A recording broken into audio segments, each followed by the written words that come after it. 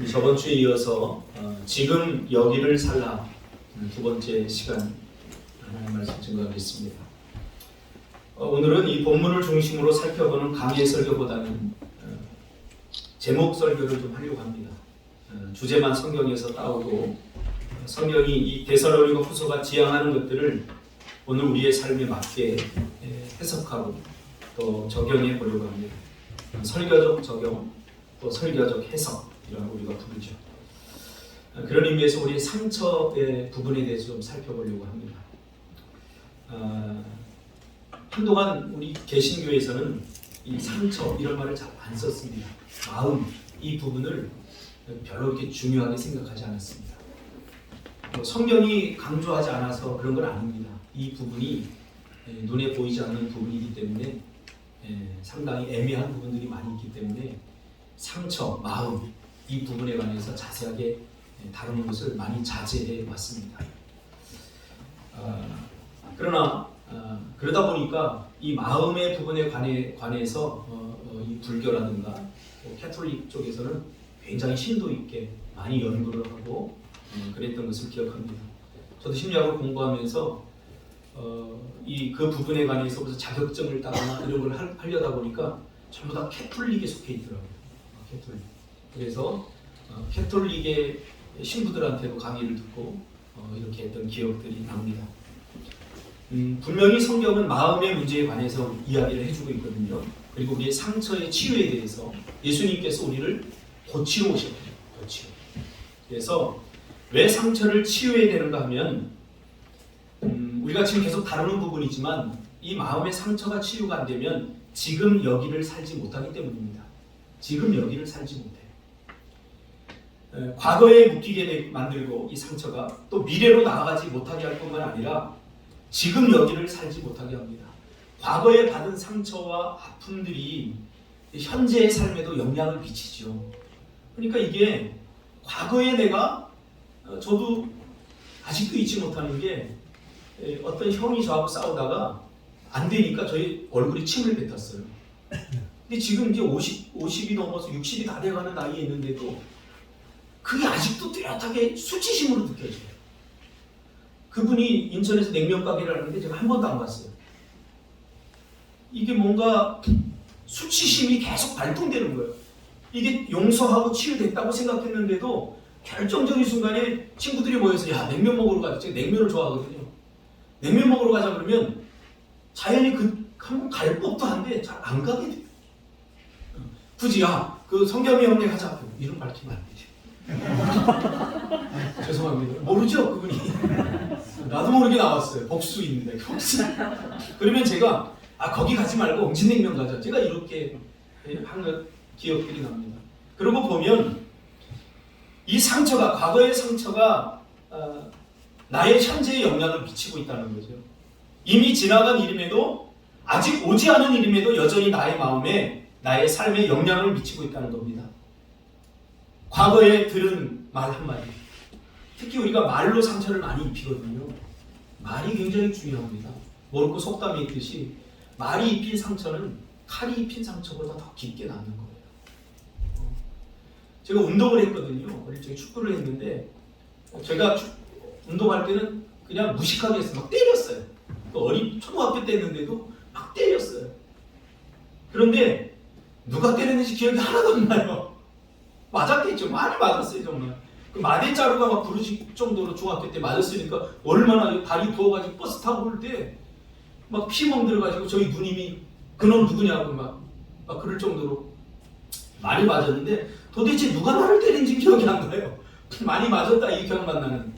그런데 비수처럼 내 마음에 남아있는 상처 아픔들은 누군가 꼽아놓은 말로 입힌 상처들이에요. 이 말은 마음에 타격을 가하는 거죠. 마음을 깊이 찌르는 거죠. 그래서 때로는 무기력해지기도 합니다. 때로는 아주 예민해지기도 하고 내 안에 부정적이고 비난적인 비판적인 정서로 고스란히 왜곡된 인격으로 남게 되는 겁니다. 그래서 예수를 믿고 나서도 여전히 상처에 시달리는 사람들이 참으로 많습니다. 이미 구원받았지만 구원을 누리지 못하는 사람들이 많다는 이야기입니다. 상처는 일단 사람들을 견제하게 만들고 의심하게 만들고 하나님이 축복으로 주신 사람들을 축복으로서 대하지 못하게 만듭니다. 그래서 교제와 관계의 벽을 통해서 단절하게 만들어버리죠. 그러니까 상처가 결국 하는 역할이 뭐예요? 신앙은 관계적이지 않습니까? 위로는 하나님과의 관계고 아래로는 사람들과의 관계예요. 하나님의 말씀을 실천해야 될 현장은 우리의 관계 속에서 실천해야 되는 거예요. 용서하라, 사랑하라, 전부 다 관계적입니다. 근데 마음에 상처가 있으니까 교회에 나와도 담을 쌓고 벽을 쌓고 하나님의 은혜가 그래서 관통하지 못하는 거예요. 기독교의 신앙은 교제적입니다. 관계적입니다. 혼자서 산속에 깊은 곳에 들어가서 돌을 닦아서 얻을 수 있는 그런 도가 아닙니다. 십자가의 도입니다. 이 십자가의 도는 십자가 여러분 아시죠? 위로는 하나님과의 관계, 옆으로는 이웃과의 관계를 지향하고 있지 않습니까? 관계 속에서 신앙이 이루어지는 거죠. 근데 상처가 결국 건강한 관계를 맺지 못하도록 만드는 겁니다. 나와 너, 나와 우리, 나와 이웃 속에서 이루어지지 못하게 만드는 거죠. 코로나19로 인해서 당하는 우리 기독교의 어려움 중에 하나가 뭐냐면 바로 영상 예배를 드린다는 거예요. 이 관계적이고 교제적인 터치가 일어나지 않죠. 그러니까 좋은 설교 많이 들었는데 여전히 힘듭니다. 힘들어요. 왜 그러냐면 이 신앙이 머릿속에서만 이루어지는 것이 아니기 때문에 그래요. 사람들과 부딪히고 사람들과 함께하고 이 세상 속에서 우리의 관계 속에서 때로는 성질이 들어온 사람도 만나게 되고 까칠한 사람도 만나게 되고 말없는 사람도 만나게 되고 다양한 사람들을 만나면서 그들을 수용하고 품고 껴안고 가는 것, 그것이 신앙 아니겠습니까? 사람들은 직접 혹은 간접적으로 경험되지 모든 사건과 기억들을 몸과 영혼 전체에 저장시키는 존재들입니다. 그러므로 바르게 처리되지 않은 우리의 과거는 현재의 삶에 잘못된 영향을 끼치는 거죠. 우리 내적 치유 과정 1과정 1단원의 내용 아닙니까? 그렇죠? 과거에 받은 상처는 어떻게 해요? 간접적으로, 직접적으로 혹은 우리의 영혼과 우리의 몸에 저장되어 있다. 예수를 믿고 나면 지나간 모든 것들은 현재의 삶에 아무런 영향을 주지 않을 것이라는 생각.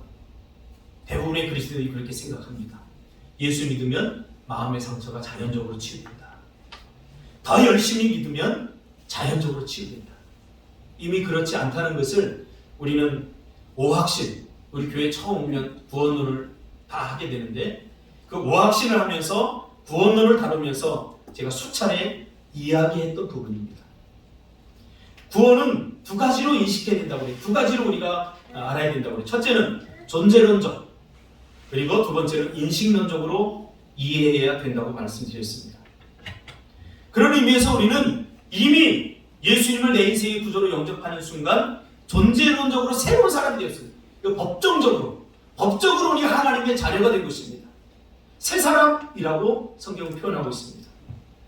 그러나 여전히 우리의 인식은 과거에 묶여 있을 수 있습니다. 인식론적으로. 이것이 죄성의 끈질김입니다. 죄가 우리를 잘 놓아주지 않습니다. 여전히 우리는 구원받았지만 여전히 죄와 싸우고 있다는 사실입니다. 어디서요? 내 마음 안에서. 그래서 가장 치열한 죄의 전쟁터가 우리 마음입니다. 이스라엘 백성들이 출애굽하면서 이미 구원받았습니다. 구원받았지만 여전히 이스라엘 백성들 안에는 노예의 근성이 있었습니다. 이미 새로운 하나님의 백성, 하나님께서 꿈꾸는 나라의 백성, 그리고 가나안 땅, 그리고 레위기, 법을 주셨지만 그러나 이스라엘 백성들이 해결을 해야 될 가장 중요한 문제가 뭐냐면 그들은 430년 동안 노예로 살았기 때문에 노예 근성을 가득 가지고 있었다는 겁니다. 뼛속까지. 그의 삶의 가치관들이 노예 근성이었습니다. 그러니까 자꾸 자꾸 이스라엘 백성들이 광야 40년 동안 하나님께서 왜 광야 40년을 허락하셨는지 우리는 이걸 허락이라고 하면 안 되고 허용이라고 해야 돼요. 허용이라는 표현이 더 맞습니다. 허락하면 하나님께서 다 계획하시고 하나님께서 그렇게 하도록 섭리하시고 계획하셨느냐? 그건 아닙니다. 우리의 죄성을 하나님께서 허용하시는 거죠. 근데 왜 허용하느냐에 대해서는 우리가 지금 또 다루면 길어지는데 우리가 이미 다 다룬 부분이에요. 하나님께서 우리를 로봇처럼 만들지 않았잖아요. 그렇죠? 이렇게 가라, 왼쪽으로 가라, 오른쪽으로 가라 이렇게 만들지 않으시고 하나님 우리에게 자유의지를 주셔서 마음껏 선택하고 판단하고 또 거기에 대한 책임을 질 수 있도록 우리를 구원해 주신 거죠. 그러니까 자꾸 과거가 현재의 삶에 영향을 미칩니다. 그러니까 이스라엘 백성들이 광야에서 40년 동안 한 게 뭡니까? 이 노예 근성을 빼는 일을 한 거예요. 불평과 원망. 그들은 주인으로서 한 번도 살아본 적이 없으니까 책임지려고 하는 마음이 없어요. 그러니까 불평과 원망은 하나님이 왜 싫어하냐면 노예들의 대표적인 근성이기 때문에. 책임지려고 하는 사람은 불평할 수 없어요. 제가 교회를 이렇게 목회를 하다 보니까 그래요. 문제가 생기면 그냥 누구 탓하고 핑계대고 원망할 법한데 그건 두 번째 문제예요. 빨리 이거를 해야 되는 거예요. 이 교회 담장이 무너졌어요.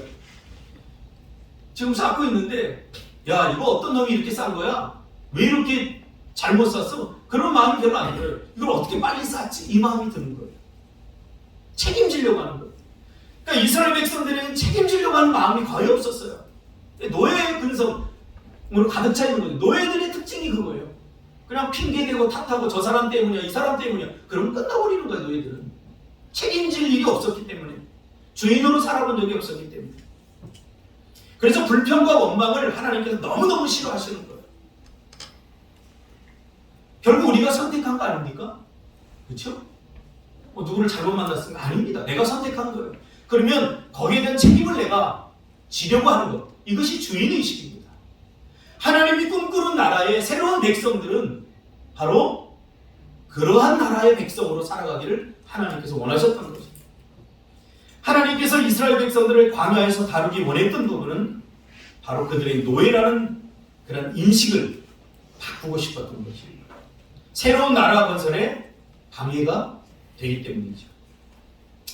가만히 생각해 보면 나의 신앙생활을 방해하는 것은 다른 사람이나 환경이 아니라 자기 자신이라는 사실을 우리는 잘 모르는 것 같습니다. 내 안에 있는 이 뼛속까지 깊이 자리 잡은 노예적 근성. 우리는 이런 의미에서 새로워진 거죠. 법정적으로 새로워졌고 그러나 인식론적으로는 여전히 우리는 노예 근성에 붙들려서 살아가게 되는 거죠. 그러므로 정서적으로 성격의 이상한 부분들을 해결하는 데 있어서 영적 생활, 신앙생활을 열심히 하면 될 것이라고 하는 확증 편향적 사고를 우리는 버려야 됩니다. 통합적 사고를 해야 됩니다. 진정한 영적 생활이란 우리 마음의 문제를 무시하지 않습니다. 우리 마음에는 느낌이라고 하는 강물이 흐르지 않습니까? 오늘 어땠나요? 하나님을 찬양하면 기쁨이 있나요? 이게 다 마음의 문제입니다. 말씀을 들으면 감동이 오나요? 제가 설교를 뭐 잘하는 건 아니지만 목사가 설교를 못해서 잘해서 이런 문제가 아니에요. 하나님의 말씀을 대하는 이 기본적인 자세 그것의 가장 중요한 것은 우리의 마음의 상태를 반영한다는 거예요. 영적인 상태를 반영한다는 거예요. 제가 보니까 정말 영적으로 충만할 때는 요만한 것 하나가 다 은혜가 되더라고요. 근데 마음이 뭔가 삐뚤어지고 잘못되기 시작하면 이건 아무리 좋은 말씀이라도 절대 은혜가 되지 못해요. 진정한 영적 생활이란 우리 마음의 문제를 무시하지 않습니다. 그러므로 우리의 정서적인 문제를 치료하기 원하시는 분은 바로 하나님이십니다. 우리의 자세와 태도, 우리의 겉모습만 하나님 바뀌기를 원하는 것이 아니라 우리의 마음이 변화되고 우리의 마음이 바뀌기를 하나님께서는 너무너무 원하시는 거죠. 그러므로 하나님은 우리를 너무나 잘 아시기 때문에 우리를 이해하기를 원하십니다. 이해받는다는 것, 너무 중요한 일입니다. 이해라고 하는 것은 균형 잡힌 건강한 정서 속에서 작동이 되는 거예요. 내가 누군가를 이해를 하려고 할 때 이해가 된다. 그것은 굉장히 건강한 정서가 작동하고 있는 거예요. 그럼 이해가 안 된다. 저 사람 아무리 생각해도 이해가 안 돼. 그래서 그 사람의 행동이 이해가 안 되는 것이 아니라 내 마음에 균형 잡힌 사고력이 상실된 거예요. 뭔가 무질서. 그래서 잠언 4장 23절에 보면 모든 지킬 만한 것 중에 더욱 내 마음을 지키라. 생명의 근원이 이에서 남이라. 라고 말씀하고 있습니다. 이 말씀은 구원론적으로 이해되어져야 되는 말씀입니다. 우리가 도덕적으로, 윤리적으로, 심리적으로 그동안 많이 사용된 말씀 아닙니까? 무릇 지킬 만한 것보다 더욱 내 마음을 지키라. 생명의 근원이 이에서 남이라. 생명의 근원, 이 말씀만 없다면 도덕적이고 윤리적이고 심리적인 것으로 이해를 해도 됩니다. 그러나 여기 이 문장 안에는 생명의 근원이 여기서 남이다 라고 분명히 이야기하고 있어요. 이 말을 쉽게 제가 해석하면 무슨 말이냐면 구원의 은혜가 여기서 난다는 거예요. 구원의 은혜. 지킬 만한 것 중에 내 마음을 잘 지켜야 구원을 누릴 수 있다 그 말이에요. 구원의 은혜를 누릴 수 있다 그 말이에요. 생명의 근원이 어디로부터 흘러나온다고요? 마음으로부터 흘러나온다고요. 강물이 흐르듯이 하나님께서 우리에게 주었던 그 생명력, 생명이라고 하는 것은 그냥 우리가 죽고 사는 이 문제가 아니에요. 하나님께서 인간에게 주신 모든 축복, 그 안에 생명이 있는 거죠. 그것을 말하는 거예요. 그러므로 그 모든 축복은 우리 마음에서부터 흘러나온다. 그것을 누가 제일 잘 알아요? 사탄이 너무나 잘 알아요. 그래서 계속 우리 마음을 공격하고 마음을 타격하는 거예요. 상처를 받게 되는 거예요. 말이 말로 끝나지 않는 거. 그런 사람들 있잖아요. 말을 해놓고 그냥 잊어버려. 그냥 내가 한 말이야. 절대 잊히지 않습니다. 그래서 말 한마디에 우리는 천근의 무게를 담아야 됩니다. 그리스도인들. 이 말이 미칠 영향, 파장들. 이거 생각해. 그러다 보니까 점점 나이가 들어서 말이 없어지죠. 말이 없어져야 되는데 이 목사는 말이 많잖아요. 어떤 분이 저에게 그렇게 질문하더라고요. 내가 말이 많은 사람 같다고. 근데 제 주변에 저를 아는 사람들은 저를 말 없는 사람으로 알거든요. 노예에 가거나 뭐 하면 좀 말 한마디 안 합니다. 설교 시간에도 이렇게 떠들어도 되는데 뭐 어디 가서 무슨 말할 기운이 어디 있겠습니까? 이 말씀, 마음은 가장 상처받기 쉬운 부분이에요. 마음에 입은 상처는 그 상처가 치유되지 않을 때 반드시 삶 속에서, 내 인격 속에, 내 성품 속에서, 내 주변에서 그로 인한 결과가 나타나게 되어 있는 것입니다. 그 중에 하나가 바로 지금 여기를 살지 못하게 한다는 현재를 빼앗기는 거예요. 이 상처가 하는 역할이 뭐냐면 이미 지나간 과거임에도 불구하고 현재의 영향을 미쳐서 현재를 빼앗기게 돼요. 내가 분명히 지금을 살고 있는데 자꾸 과거 것들이 과거가 자꾸 나를 끌어가는 거예요. 과거가 자꾸 끌어갈 뿐만 아니라 미래에 대한 두려움도 갖게 하는 거예요. 과거에 이런 실패, 과거에 이런 아픔이 있으니 현재를 살지 못하게 할 뿐만 아니라 현재를 못 사니까 미래로도 나가지 못하게 되는 거예요. 그래서 늘 과거에 이렇게 이런 상처가 만들어내는 구덩이적 사고, 우리 내적 치유에서는 그렇게 부르거든요. 구덩이적 사고. 이 상처가 깊다는 거예요. 구덩이에 갇혀서 이게 잘 되지 않아요. 기도 몇 번 한다고 되지 않아요. 그 구덩이적 사고가 몇 가지가 있는데 그 중에 하나가 뭐냐면 친밀한 관계에 대한 두려움입니다. 사람에게 상처를 입으면 사람에게 다가가기가 쉽지 않습니다. 친밀해져야 돼요. 행복을 느끼려면 친밀함에서 오거든요. 친밀함. 그렇죠? 하나님과 우리 관계도 마찬가지예요. 친밀해야 돼요. 그런데 이런 상처들이 하는 역할이 뭐냐면 하나님을 친밀한 하나님으로 알지 못하고 무서운 하나님, 잘못했을 때 벌 주는 하나님으로 인식하게 된다. 그러니까 친밀함에 관한 두려움. 내가 사람에게 상처를 받으면 저 사람도 또 나에게 상처를 주지 않을까? 하고 일단 다가가지 못하고 의심하게 되고 불신하게 되고, 저 사람이 다가오면 저 사람이 나한테 뭐 얻을 게 있나? 뭐 나한테 뭐 필요한 게 있나? 이러면서 자꾸 이상한 눈으로 바라보게 되죠. 그 건강한 관계가 이루어지지 않게 되는 거예요. 목사와 성도와의 관계, 성도와 성도와의 관계도 마찬가지예요. 그래서 제가 대표적으로 용서를 구했잖아요. 목사들의 잘못을 용서해달라고. 목사들은 신이 아닙니다. 저도 죽겠어요. 이건 내 역할이 어디예요? 내가 하나님도 아니고 그렇다고 설교를 하니까 또 평신도도 아니고 참 이 위치가 애매해요. 한번 목사들 다 한번 해보세요. 할렐루야. 그래야 이해할 수 있어요. 저는 평신도를 해봤거든요. 그래서 알아요. 여러분 이렇게 일주일에 한 번 교회 나오면 위로받고 싶잖아요. 힘을 얻고 싶잖아요. 근데 매일 11조 얘기하고 막 이렇게 해야 된다 저렇게 해야 된다 막 짜증날 때도 있잖아요.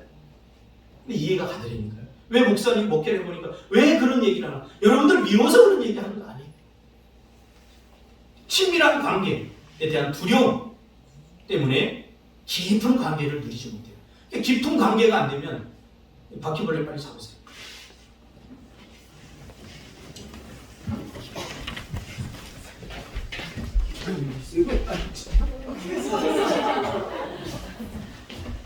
역시 경찰은 달라요.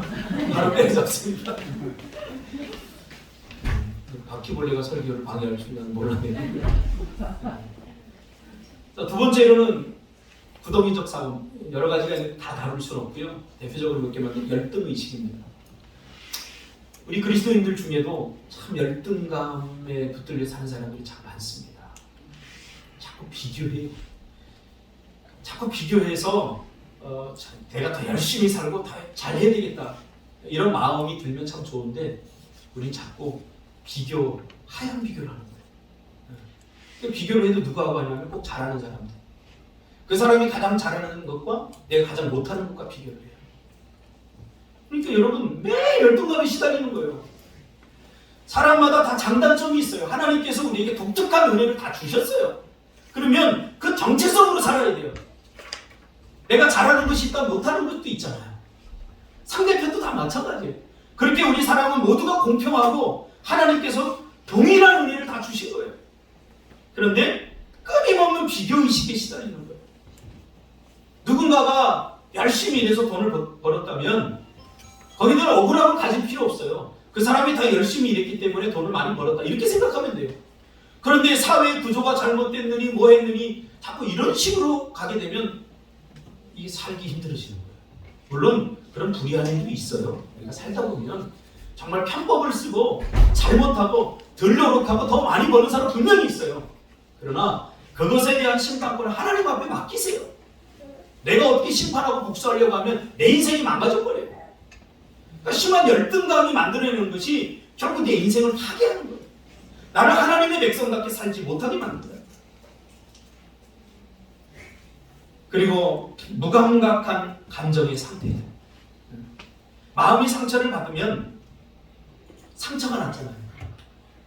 그러니까 너무 힘드니까 그 상처를 내가 느끼지 못하게 만드는 거예요. 자, 그런데 뭐가 문제냐면 상처도 못 느끼는데 좋은 감정들도 못 느끼게 돼요. 이게 무서워요. 그러니까 건강함이란 뭐냐면 희노애락을 잘 느끼는 거예요. 기쁨은 웃으시기 바랍니다. 아가 웃으세요. 막 기쁜데도 내 체면을 가고 막 뒤에 가고 이렇게 웃지 마시고 막 화하게 웃으세요. 화가 나면 뭐 애들이 있어서 내가 못하는 욕 좀 해도 돼요. 네가 뭐 그렇게 대단한 사람들입니까? 욕하고 쏟아내고 막 이렇게 가는데 차가 뛰어들어요. 성만 집사님. 저분이 왜 저러시나? 그러네. 저는 모르겠어요. 저는 욕부터 나오더라고요. 그러니까 인간이 언제 불행해지냐면 하나님처럼 살려고 할 때, 그리고 타인을 향해서 하나님처럼 살려고 할 때, 내가 못 사는 걸 저 사람한테 살려고 해요. 설교의 가장 힘든 부분이 그거예요. 내가 이 말씀대로 다 살아서 이 말씀을 전하는 게 아니냐. 제가 늘 얘기하잖아요. 이게 내 사명이에요. 이게 전하는 게 내 사명이에요. 그래서 말씀을 전할 때 참 힘들어요. 저는. 이게 쉽지 않아요. 어떻게 보면 하나님이 나에게 저주를 준 것 같기도 해요. 이 말씀대로 살아야지 이 말씀대로 전한다. 근데 그런 마음을 갖고 제가 갈등을 할 때 하나님이 주신 말씀은 그거예요. 이게 내 사명이다. 그러니까 무감각한 상태가 되는 거예요. 이 마음의 상처가 있으면 그래서 찬양을 하거나 막 말씀이 들어와서 우리 마음을 막 터치하고 감동이 오고 그런 별 기쁨이 없어요. 그래도 저래도 여러분 이 신앙생활에는 어떤 기대가 있어야 되고요. 막 감동이 좀 있어야 되고 기쁨이 있어야 되고 찬양할 때가 눈물도 막 뚝뚝 떨어져야 되고 어떤 때 기뻐서 막 놀라 뛰기도 해야 되고 그게 건강한 신앙이에요. 그런데 상처가 많으면 이게 잘 안 돼요. 내가 아픔을 느끼지 못하게 하기 위해서 너무 힘드니까 너무 고통스러우니까 아픔을 느끼지 못하게 감정들을 죽여놓으니까 좋은 감정까지 느끼지 못하게 나중에 그렇게 된다는 거죠. 뭐 두려움, 그 다음에 부정적인 생각들, 비합리적인 의심, 냉소적인 태도들 이 모든 것들이 다 여기에 해당이 돼요. 뿐만 아니라 집착과 중독적 성향들. 그래서 우리 기독교에서도 이 심리학에 대한 부분들을 많이 연구하면서 인간학이 신학이고 신학이 인간학이다 이렇게 규정한 지가 얼마 안 돼요. 그러면서 인간을 연구하면서 하나님을 연구하는 그런 학문들이 점점 많이 생겨나면서 이 중독적 성향, 중독. 왜 사람들이 교회 나올까? 이거 종교 중독도 있어요. 교회 와야 그냥 편해. 내가 하나님을 믿는 것도 아니고 하나님을 인격적으로 영접한 것도 아닌데 그냥 이 분위기가 굉장히 좋아. 여기 있는 사람들이 별로 세상 사람들보다 상처를 안 줘. 그러다 보니까 이 종교 중독이 된 사람들도 있어요. 종교 중독이 되게 무서워요. 통합적 사고 능력을 다 잃어버리죠. 심각한 왜곡, 편협한 생각 이런 것에 사로잡히게 되죠. 뿐만 아니라 자신이 행한 잘못에 대한 책임 전가, 핑계대는 습관 이런 것들 이게 다 상처가 만들어내는 것이고 타인에 대한 지나친 인식과 보여주기 위한 쇼맨십과 같은 삶 그러니까 자기의 삶을 살지 못하는 거예요. 타인이 강요한 삶을 사는 거예요. 타인이 원하는 삶을 사는 거예요. 그러면 자기를 잃어버려요. 여러분 부모의 역할 중에 하나가 뭐냐면 그 아이의 그 아이됨을 찾아주는 거예요. 하나님께서 우리 사람들에게 각각 독특하게 이 땅에 수십만 명의 수천만 명의 사람들이 왔다 갔지만 세상에 나 같은 사람은 단 한 사람이에요. 여러분 이게 얼마나 귀한 일인지 몰라요. 근데 우리는 그 사람의 인격과 개성을 다 말살시키고 어떤 범주에 자꾸 집어넣으려고 해요. 너는 왜 저 아이와 같지 않아? 너는 왜 저 사람과 같지 않아? 이렇게 자꾸 만드는 거예요. 아이의 아이됨의 그 존재성을 인정해줄 필요가 있어요. 어떤 아이는 이렇게 행동하는 반면에 어떤 아이는 저렇게 행동해요. 학습 능력이 뛰어난 아이들은 그런 것들을 또 잘 따라해요. 그러다 보니까 자기를 잃어버리고 자기 자아를 잃어버리게 돼요. 내가 누군지 몰라요. 저는 음식점 가서 그런 사람을 제일 싫어해요. 뭐 먹을까 그러면 그냥 아무거나 시키세요. 제발 짜장면 먹고 싶으면 짜장 먹고 싶다고 얘기하세요. 짬뽕 먹고 싶다면 짬뽕 먹고 싶다고 얘기하고 자기 의사를 분명히 밝힐 필요가 있어요. 그렇다고 자기 의사를 다 밝힌다고 그대로 되는 건 아니에요. 왜 나 혼자 사는 건 아니니까. 그래서 합의를 보고 돌출을 해서 그래 지금은 우리가 빨리 먹어야 되니까 짜장면으로 통일하자. 합의를 보면 상처가 안 돼요. 그런데 가가지고 야 다 짜장면 알았지? 짜장면 이렇게 해보면 저 목사는 독재다 이렇게 되는 거예요. 의사표시를 하라고 의사표시. 이런 것들이 우리 안에서 치유되지 않은 상태로 건강하지 못한 신앙, 건강하지 못한 믿음의 상태를 만들어낼 수 있다는 거예요. 그래서 하나님의 말씀과 은혜를 왜곡되게 받아들일 수 있고 은혜를 누리지 못하게 할 수 있다는 거죠. 그렇게 되면 하나님의 은혜가 우리의 마음을 관통하지 않습니다. 하나님의 은혜가 우리의 마음을 관통해야 누구에게 흘러가요? 우리 주변에 흘러가잖아요. 그렇죠? 내 마음을 통하지 않았는데 어떻게 흘러가겠어요? 내가 꽉 막고 있는 거예요. 그 막고 있는 역할을 하는 것이 바로 상처들이라는 거예요. 그래서 여기에 대한 처방, 그러면 이 상처들을 우리가 어떻게 해결할 것인가? 그 상처로 인해서 오늘을 살아내지 못하는 사람들에 대한 처방, 저번 주에 3가지 얘기했잖아요. 소원이 아닌 소망을 품고 살아야 된다. 그렇죠? 두 번째로는 낙관주의가 아니라 믿음으로 살아야 된다. 세 번째로는 우리가 기도하며 살아야 된다. 세 가지로 다루었고요. 오늘은 데살로니가 전서에서 찾을 수 있는 계속되는 처방 한 가지만 이야기하려고 합니다. 그게 뭐냐면 오늘을 살 수 있는 하나님께서 우리에게 주신 대표적인 처방은 뭐냐면 여기만 나오는 건 아닙니다. 그러나 데살로니가 전후서에 강력하게 주장하는 내용입니다. 그게 뭐냐면 감사입니다. 감사. 여러분, 감사는 영적인 언어예요. 성경에서 말하는 감사라고 말할 때 이 감사는 세상 사람들이 하는 감사와는 차별된 감사입니다. 근데 우리는 자꾸 세상 사람들이 하는 그 감사를 자꾸 따라하려고 해요. 그러니까 세상 사람들이 하는 감사는 어떤 감사냐면 조건적인 감사예요. 쉽게 말하면 감사할 수 있는 대학에 합격하거나 승진하거나 이럴 때 하는 감사. 그러나 성경에서 말하는 감사는 이것을 포함할 뿐만 아니라 이것을 더 초월합니다. 조건적인 감사가 아니라 범사의 감사입니다. 범사의 감사.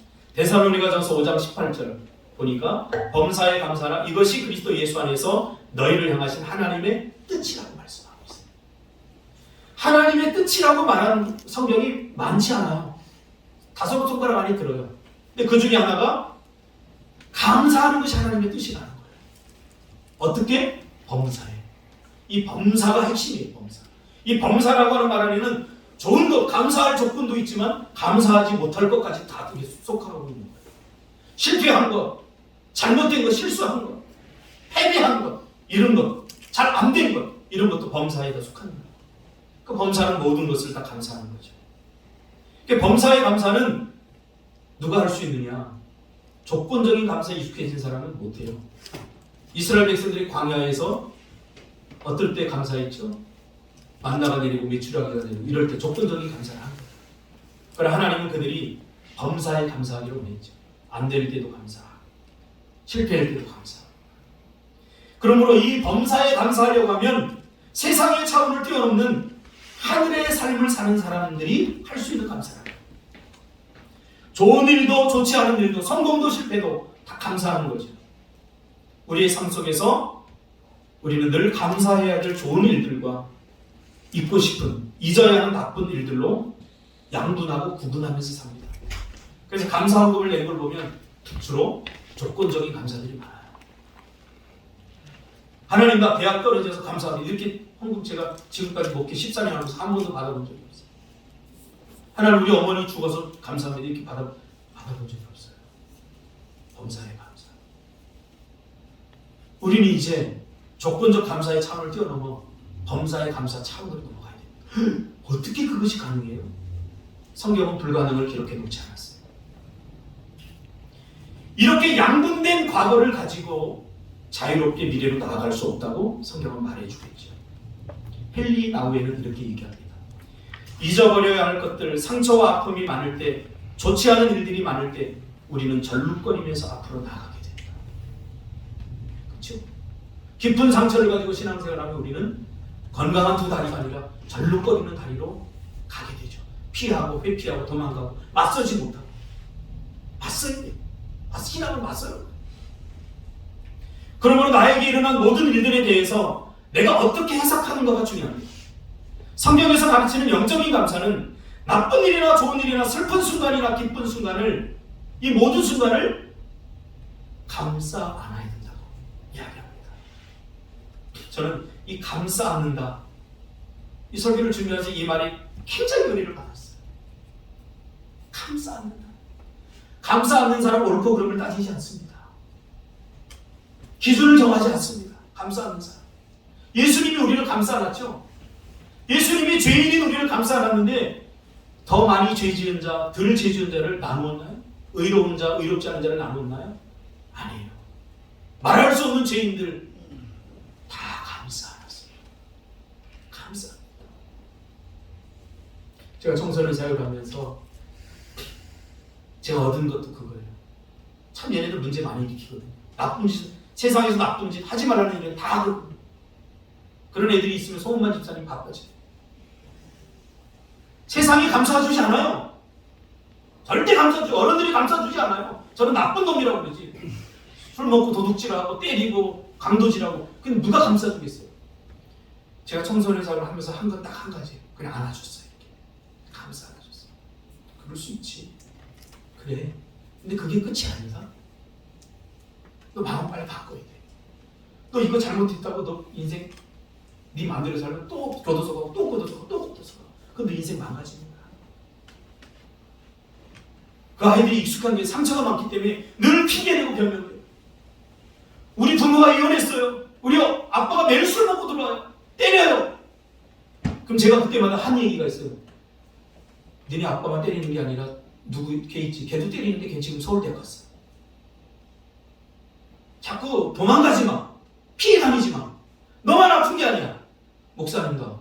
저도 아팠거든요. 청소년 시절에 호되게 아팠거든요. 죽고 싶을 만큼. 그래서 자살도 제가 기도했었거든요. 아파 보니까 죽으려고 하는 사람들이 심정을 알겠더라고요. 죽으려고 해보니까 죽으려고 하는 사람들이 심정을 알겠어요. 그들에게 여러분 옳고 그름의 잣대를 예수님은 대지 않았어요. 그냥 감싸 안아준 거죠. 감싸 안아준 거죠.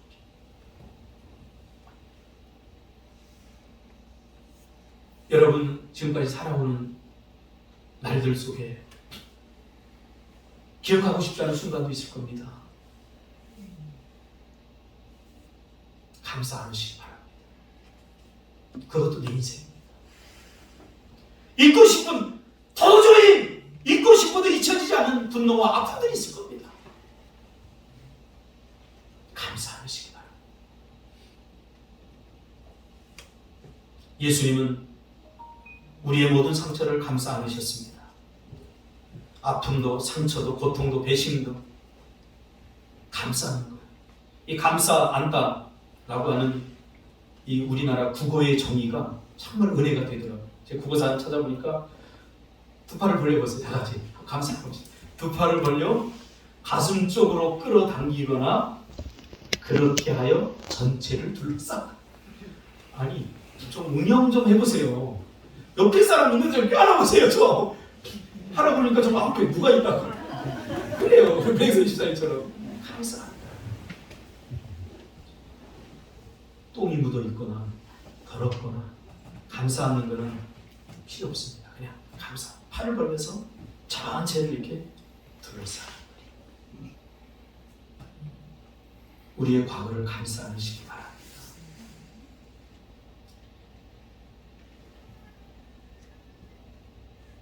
국제시장이라는 영화를 보면 마지막에 그 아버지 나 약속 지켰죠? 나 잘 살았죠? 여러분 자신을 먼저 감사 안으시기 바랍니다. 자꾸 열등감 다른 사람과 비교하면서 내 인생은 뭔가 그러지 마시고 여러분 잘 사셨어요.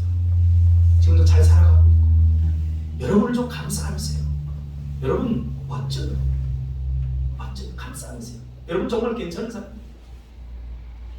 세상에 공부 잘하느냐 못하느냐 어느 대학 나왔느냐 돈을 얼마나 버느냐 이걸로다가 우리 가치를 따지지만 하나님은 단 한 번도 그렇게 따지지 않아요. 우리의 존재 자체만으로도 참 잘 살았다. 어떤 사람들은 그래요. 인생을 2번 살면 좋겠다고. 저는 2번 살고 싶지 않아요. 절대. 지금까지 살아온 것만으로도 저는 내 자신이 너무 자랑스러워요. 제가 이렇게 살 놈이 아니거든요. 다 주님의 은혜예요. 감사 않는다는 것은 인생의 어느 한순간만을 떼어내면서 생각하지 말고 전체를 보라는 거예요. 여러분 인생 아직 끝나지 않았어요. 다 감사 전체로. 끝났나요? 안 끝났잖아요 아직. 그렇죠? 요즘 얼마나 열등감들이 심한지 초등학교 3학년 애들이 제가 한 얘기 저번에 들려줬죠. 마을버스 타고 가면서 난 공부는 틀렸어요. 초등학교 3학년. 그런 삶이에요. 나 공부하기 틀렸어요. 나 공부 포기야. 초등학교 3학년인데 얼마나 귀여워요. 하나님이 여러분들을 향해서 난 여기 끝이야 라고 말한다면 하나님이 귀엽게 보실 것 같아요. 우리는 죽는 순간까지 끝난 게 아니에요. 그리고 죽는 순간까지 기회는 있습니다. 이 모든 아픔과 상처를 하나님이 만들어낸 것은 아니지만 다만 그 모든 일들을 하나님이 지금도 다 지켜보고 계신다니 위로받으시기 바랍니다. 요셉 같은 사람. 요셉은 그에게 일어났던 모든 일들을 감사로 기억에 저장시켰죠. 정말 감사한 일들만 있었나요? 아니죠. 형제들한테 배신당하고 형제들이 죽이려고 했고 또 수없는 배신을 당하고 엄청난 많은 상처가 있었지만 그는 상처로 기억에 저장시키지 않고 감사로 저장시켰어요. 왜 그런지에 대해서 성경은 이야기해 주고 있죠. 하나님이 그와 함께하기 때문에. 하나님이 나와 함께하도 실패할 수 있습니다. 하나님이 나와 함께하도 내가 원하지 않은 일을 당할 수 있습니다. 하나님을 무슨 마치 100원짜리 동전을 넣으면 나오는 커피 자판기 같은 존재로 인식하지 마시기 바랍니다. 인격적으로 하나님을 이해해야 돼요. 예수님의 십자가 지심도 예수님이 인간적으로는 원하지 않았던 일입니다. 그래서 예수님이 기도했잖아요. 이 잔을 내게서 멀게 하옵소서. 나 이 잔 쥐고 싶지 않습니다. 이게 인간적인 솔직한 심정이에요. 그러나 예수님은 그 십자가의 아픔, 상처를 감사로 기억에 저장시켰어요.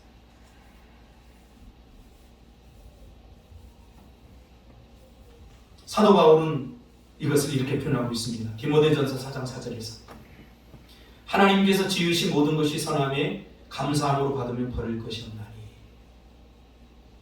그렇죠? 돌아보니 나에게 햇볕만 내렸다면 사막이 됐을 것 같아요. 좋은 일만 계속됐다면, 아픔이 없었다면. 제가 예전에 군대 막 제대하고 나와서 교통사고를 크게 당했어요. 차가 정면으로 한 80km 오는 차, 봉고차에 부딪혀서 붕 떴다 떨어졌어요. 그때는 젊으니까 몰랐는데 이 목 뒤에 디스크가 와가지고 막 어깨가 제가 이렇게 하고 막 하잖아요. 그러니까 저를 사람들이 팁으로 알아요. 이게 디스크가 좀 심해요. 있죠. 잠을 자도 좀 편하지 않고. 그래도 감사해요. 설교자의 가장 치명적인 비용과 이 찬식. 참 힘들어요. 제가 이렇게 설교를 하니까 여러분들 내가 편한 상태에서 설교하는 것을 알지만 상당히 힘들어요. 이렇게 하고 나면 기진맥진해요. 온몸에 다 소진된 것 같은 느낌이 들어요. 그런데도 이것에 대해서 한 번도 불평한 적이 없고, 하나님 왜 나 설교하는데 이렇게 좋은 컨디션 주지 않습니까? 그렇게 불평하고 원망한 적 한 번도 없습니다. 이렇게 할 수 있어서, 이렇게 부족한 데도 할 수 있어서 너무 감사합니다. 그러므로 영생의 삶은 죽은 이후에 주어지는 것이 아니라 지금 여기서부터 영생의 삶을 여러분 살고 있는 거예요. 오늘을 사는 것이 영생을 사는 것입니다. 할렐루야. 죽어서 더 좋아지고 죽어서 천국 가는 게 영생이 아니에요. 성경은 그렇게 말한 적이 단 한 번도 없어요. 예수를 믿은 그 순간부터 영생의 삶이 시작되는 거예요. 왜 영생의 삶이 시작되는 줄 아세요? 영원한 생명 대신 예수의 영이 내 안에 함께 계시기 때문에 영원한 삶이 시작되는 것이에요. 나는 영원한 삶을 살아가는 거예요. 이게 오늘의 삶입니다. 여러분, 오늘을 사시기를 주님의 이름으로 축복합니다. 제가 주부에도 실었는데요. 전 제주가 너무 좋습니다. 제주에 와서 제주살이 이왕 하려거든 제주 도민이 되시기 바랍니다. 제주를 떠나는 사람들이 다 하는 얘기가 무슨 얘기냐면, 제주는 살 곳이 못 돼요. 지들이 살아봤어요? 제대로 산 사람들 아니에요. 이렇게 얘기하는 사람. 저는 제주에서 살다 제주에서 죽으려고 합니다. 하나님이 원하시면 제주에서 살다 제주에서 죽고. 저는 배수의 짐을 쳤어요. 뒤에 아무것도 없어요. 그러니까 제주살이 하려면 육지에 있는 것도 다 정리하고 가야 돼요. 그래서 도망갈 생각하고 있으니까 제주살이가 안 되는 거예요. 생각해보세요. 전 맹각교 선교사님한테 굉장한 은혜를 받았어요. 미얀마로 떠날 때 여기에 있는 모든 것을 다 정리하고 떠났어요. 왜? 남겨두면 다시 조금만 힘들면 고국으로 돌아오는 마음이 생길까봐 다 정리했어요. 여러분, 예수를 믿는 것도 마찬가지예요. 도망갈 곳을 남겨두면 온전한 믿음 생활이 안 돼요. 제가 제주 올 때 여기서 죽겠다. 제주가 얼마나 좋아요. 제주의 봄은 기쁨이, 제주의 여름은 천국의 파라다이스, 제주의 가을은 여러분이에요. 제주의 겨울이 어디 있습니까? 봄입니다. 살아보니, 제주에 살아보니 그러더라고요. 여러분, 오늘 지금 여기를 사시기를 주님의 이름으로 축복합니다.